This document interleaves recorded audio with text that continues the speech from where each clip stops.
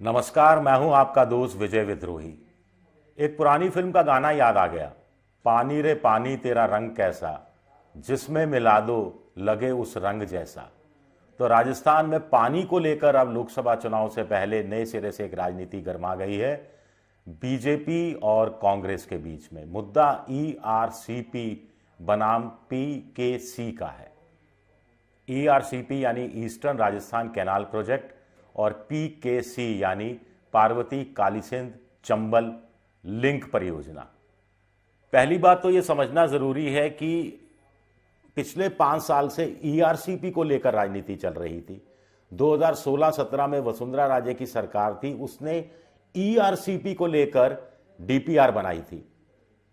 उस पर प्रधानमंत्री नरेंद्र मोदी का 2 बार राजस्थान आना हुआ और यह दावा किया गया कि सत्ता में बीजेपी आई तो इसको राष्ट्रीय परियोजना घोषित कर दिया जाएगा, लेकिन राष्ट्रीय परियोजना घोषित नहीं किया गया।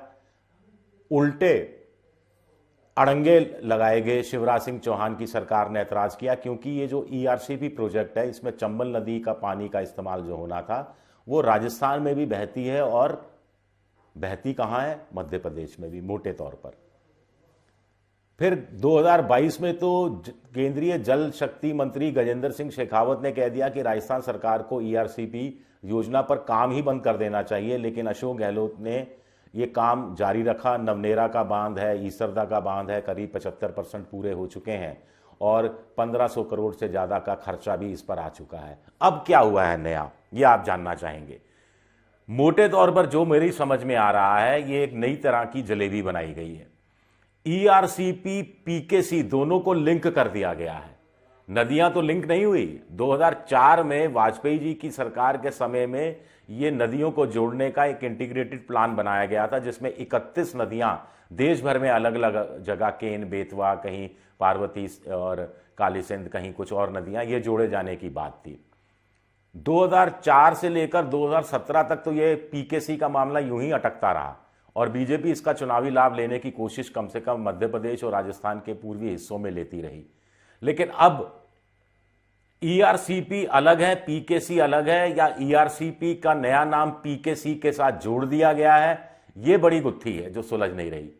क्योंकि अभी भी इस पूरी परियोजना का, जिसमें प्रधानमंत्री के हस्तक्षेप के बाद राजस्थान और मध्य प्रदेश की राज्य सरकारों ने हस्ताक्षर किए हैं और जो दावा किया जा रहा है कि 20 साल का विवाद 7 घंटे में हमने सुलझा लिया या 7 मिनट में सुलझा लिया, जो भी दावा किया जा रहा है, उसके पीछे मकसद क्या है, उसके पीछे यह चीज अभी तक साफ नहीं हुई है कि यह राष्ट्रीय परियोजना घोषित किया गया है या नहीं।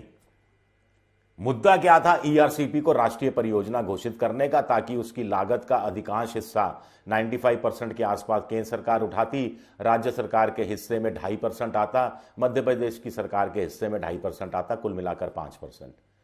लेकिन अभी भी यह तय नहीं है।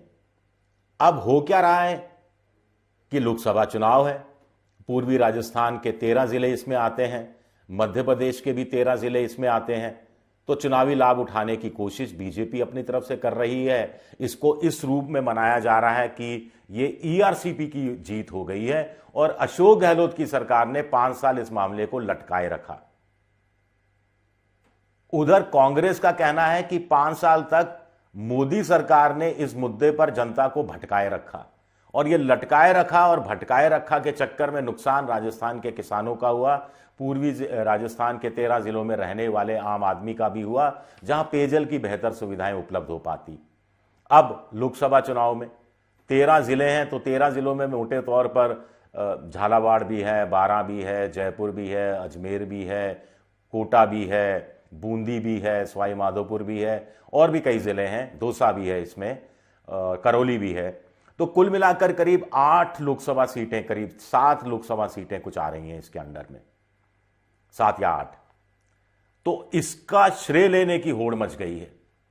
बीजेपी जश्न मना रही है, बीजेपी इसका प्रचार प्रसार करेगी और आप जानते हैं कि बीजेपी प्रचार प्रसार में कोई कोर कसर छोड़ती नहीं है और इसको इस रूप में प्रोजेक्ट किया जा रहा है कि प्रधानमंत्री नरेंद्र मोदी ने अपनी एक गारंटी पूरी कर दी और पूरा चुनाव लोकसभा का देश भर में मोदी की गारंटी है के नाम पर लड़ा जाएगा। यह बात बीजेपी घोषित कर चुकी है। तो क्या वाकई में मोदी की यह गारंटी पूरी हो गई है या मामला अभी भी उलझा हुआ है, यह देखना दिलचस्प होगा और इसका काउंटर कांग्रेस को ही करना होगा।